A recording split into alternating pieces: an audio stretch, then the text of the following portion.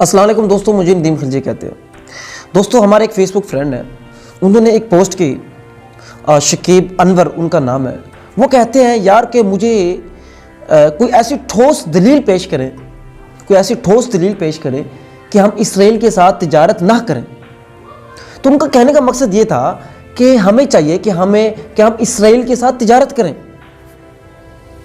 ہے نا کتنی عجیب سی بات کہ تو کوئی ٹھوس دلیل پیش کریں۔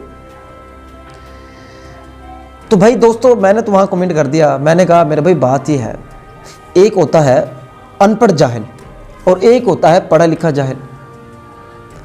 ان پڑھ جاہل کو سمجھانا تو ممکن ہے، اس کو آپ سمجھا سکتے ہیں کیونکہ اس کو پتہ نہیں ہوتا، لیکن جو پڑھا لکھا جاہل ہوتا ہے نا، اس کو ہم نہیں سمجھا سکتے کیونکہ وہ ضد انا میں ایسے ہوتا ہے۔ پڑھا لکھا ہونے کا جو بندہ ہوتا ہے اس کو پتہ بھی ہوتا ہے اور پھر وہ ضد انا میں ایسا بن چکا ہوتا ہے۔ خیر اللہ معاف کرے، یہ تو بات میں نے ان کو مذاق میں کہی تھی، اور پر حقیقت بھی یہی ہے، جس نے نہیں ماننا ہوتا وہ نہیں مانتا کبھی۔ اور دیکھیں وہ کہہ رہا ہے کہ وہ ٹھوس دلیل پیش کرے، کوئی ایک ٹھوس دلیل۔ بھائی کیا ٹھوس دلیل پیش کریں؟ قرآن سے دلیل پیش کریں۔ قرآن کہتا ہے ظالموں کا ساتھ مت دو۔ پہلے میں قرآن سے بات کرتا ہوں۔ قرآن کہتا ہے کہ ظالموں کا ساتھ مت دو، تو اس سے بڑی دلیل کیا ہو؟ وہ ایک ناجائز ریاست ہے، زبردستی قبضہ کیا ہوا ہے، اور وہ ظلم کر رہے ہیں مسلمانوں کے اوپر، معصوم لوگوں کے اوپر، تو ان کا ساتھ کس لیے دیں؟ کسی بھی طریقے سے ساتھ مت دیں۔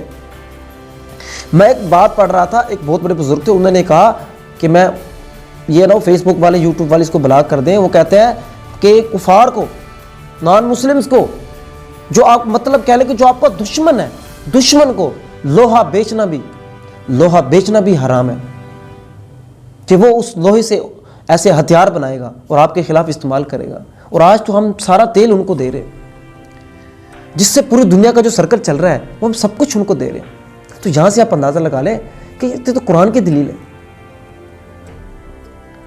دوسرا ہمارا آئین کہتا ہے، ہمارے آئین کے اندر ہے کہ یہ اسرائیل ناجائز ریاست ہے، ہم اس کو تسلیم نہیں کرتے۔ دو دلیلیں ہو گئی۔ ہمارا اخلاق کہتا ہے، انسان کہتا ہے کہ جو ظلم کر رہا ہے، اخلاقی طور پہ اگر آپ دیکھیں تب بھی ہمارا دل نہیں کرتا، اسے بائیکاٹ کریں۔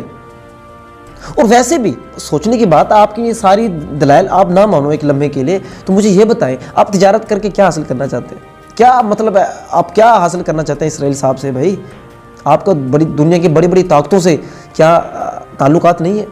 امریکہ کے ساتھ نہیں ہے، برطانیہ کے ساتھ نہیں ہے، فرانس کے ساتھ نہیں ہے، سب کے ساتھ تو ہے۔ تو کیا آپ کو سپر پاور بن گئے؟ آپ کی معیشت کوئی آسمانوں پہ چلی گئی ہے؟ کیا آپ نے حاصل کر لیا؟ کون سا تیر مار لیا؟ اسرائیل کے ساتھ تجارت کرے، اسرائیل کے ساتھ تجارت کرے۔ بھائی یہ کون لوگ ہو آپ؟ یہ کہاں سے آپ آ جاتے ہو یار؟ مطلب آپ یہ کہتے ہو کہ ایک انسان کی جان قیمتی نہیں ہے، پیسہ قیمتی ہے، پیسہ ملنا چاہیے کسی طریقے سے، وہ فائدہ ہو جائے۔ عجیب مطلب۔ تو خیر دوستو یہ سوچیے گا۔ باقی میں آپ کو ایک ویڈیو بناؤں گا کہ دنیا میں آج سپر طاقتیں کون ہیں اور وہ کیوں ہیں،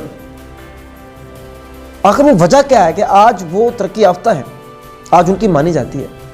اس کے اوپر ویڈیو بناؤں گا، آپ حیران رہ جائیں گے وہ اصل میں وہ وجہ کیا ہے۔ دوستو ہمارا یہ چینل سبسکرائب کیجیے گا، اگر فیس بک پہ دیکھ رہے ہیں تو ہمیں فالو کیجیے گا، اس کو آگے ضرور شیئر کر دیجیے گا۔ آپ کا ایک شیئر، آپ کے شیئر کرنے سے کچھ نہیں جاتا، یاد رکھیے گا، میں دوستوں کو کہتا رہتا ہوں آپ کے شیئر کرنے سے کچھ نہیں ہوتا، کوئی نقصان نہیں ہوتا۔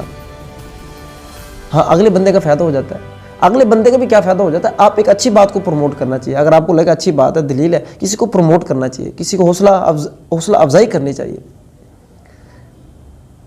تو اگر آپ کرتے ہیں کہ تو اچھی بات ہے، بہت شکریہ، اللہ حافظ۔